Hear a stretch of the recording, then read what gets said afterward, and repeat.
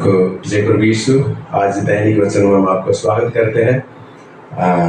कुछ विषय कुछ वचन को हम सीखेंगे। आज दैनिक वचन के द्वारा प्रभु हमसे बात करना चाहता है।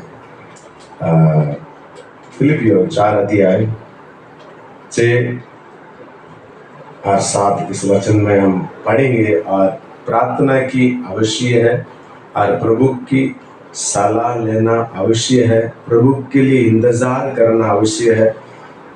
ये बातों का आज हम सीखने वाला है। इस वचन को हम पढ़ेंगे। किसी भी बात की चिंता मत करो, परंतु हर एक बातों में तुम्हारी निवेदन, प्रार्थना और विनती के द्वारा धन्यवाद के साथ परमेश्वर की सम्मुख उपस्थित किए जाए।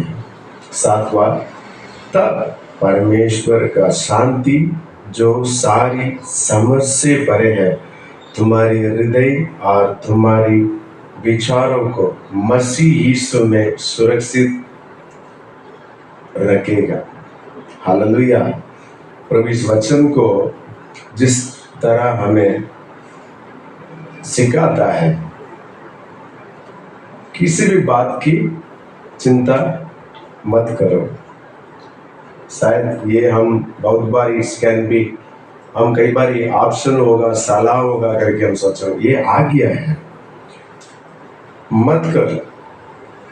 It's warning as well as it's a command. एक आज्ञा के द्वारा प्रभु कहता है किसी भी बात की चिंता मत करो, परंतु हर एक बातों में तुम्हारी निवेदन, प्रार्थना और विनती के द्वारा धन्यवाद के साथ परमेश्वर के सम्मुख उपस्थित किए जाए।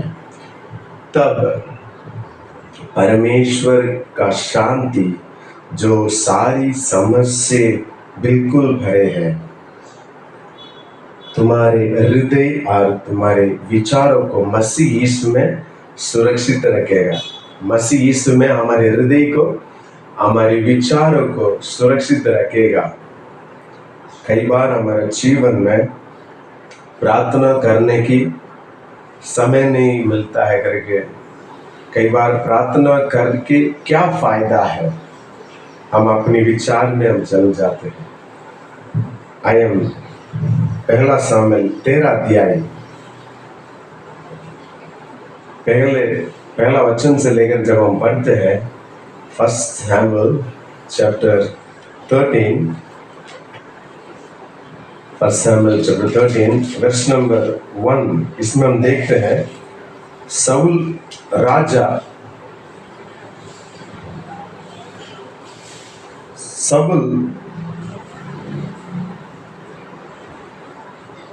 राज्य करने लगे और उसने इस्राएल पर 2 वर्ष तक राज्य किया है। यहाँ पर हम देखते हैं शाऊल इस्राएली लोगों को 2 वर्ष तक राज किया है करके लिखा है। ध्यान से सुनिए, शाऊल इस्राएल को 2 वर्ष तक राज किया है करके। और प्रेरितों का काम 13:21 में लिखा है, प्रभु शाऊल को 40 वर्ष तक इस्राएल का राजा होने की दिया है। 40 वर्ष का राजा बनकर रहने के लिए उनको नियुक्त किया गया था। लेकिन यहाँ पर क्या लिखा है, इस्राएली पर राज किया है, राजा बना। क्या राज किया है? He was a king, but he reigned only 2 years as per the Lord's instruction. प्रभु की सलाह लिए हुए, प्रभु की बातों को सुनकर only 2 years he was reigning. यहाँ पर लिखा है he was reigning Israel for 2 years. लेकिन राजा होने के लिए 40 वर्ष को प्रभु दिया। उसका जीवन में एक समय आया जब हम 13 अध्याय में हम देखते हैं, सामुएल कहा शाऊल से इंतजार कर, मैं आने तक क्या करना, इंतजार कर करके। आइए इस वचन को पढ़ेंगे। फिर साउल ने इजरायली में से 3000 पुरुषों को अपने लिए चुन लिया। किसके लिए चुन लिया? अपने लिए चुन लिया है, खुद के लिए। The self is started coming. When we pray, the self denial will take place. We deny ourselves and we carry the cross and we follow Jesus. We follow the words of Jesus. We follow the instruction. Now self started coming अपने लिए। और उनसे 2000 Saul के साथ मिकमास में और Bethel में पहाड़ पर रखा। And 1000 was given to Jonathan. अब हम देखते हैं 5वां में, फलिस्ती इस्राएल से युद्ध करने के लिए इकट्ठे हुए गए। अभी फलिस्ती लोग झगड़ा युद्ध करने के लिए इकट्ठे हुए। और 7 में लिखा है, जब इस्राएली पुरुषों ने देखा कि हम संकटों में पड़े हैं,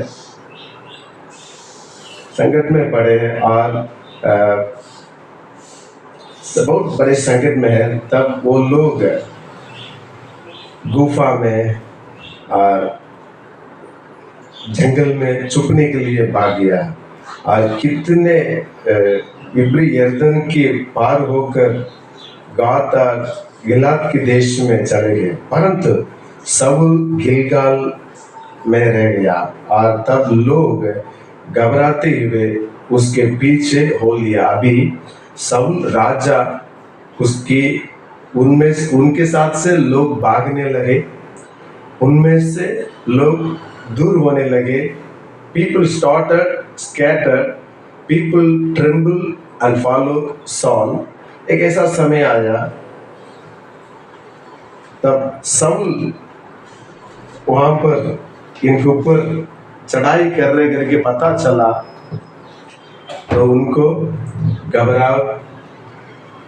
और 12 में लिखा है, Then I said, the Philistines now come down on me at Gilgal, and I have not made supplication to the Lord. Therefore I felt compelled and offered a burnt offering. यहाँ पर हम देखते हैं 11 में, लोग उनसे दूर होने, एक राजा प्रभु से लोग मांगा है, पीपल्स चॉइस। अभी वो राजा only 2 year राज कर रहा है। यहाँ पर 12 में देखते हैं, इंतजार करने की जगह पर, यहोवा की बात जोने का जगह पर, प्रभु की बोला हुआ वचन के अनुसार रहने की बावजूद में वो क्या कर रहे हैं? खुद निर्णय ले रहे हैं, अभी प्रार्थना भी नहीं कर रहे। 12 में लिखा है, फलिस्ती लोग हम पर चढ़ाया करेंगे, ये सोचकर उन्होंने ऐसा निर्णय ले रहा है। तब मैंने सोचा कि फलिस्ती गिलगाल में मुझ पर अभी आ पड़ेंगे, और मैंने यहोवा से विनती भी नहीं की है। अतः मैंने अपने इच्छा ना रहते हुए भी होम बलि चढ़ाया। First he was not made a prayer, second उसको इच्छा ना होने के बावजूद में उन्होंने क्या करा?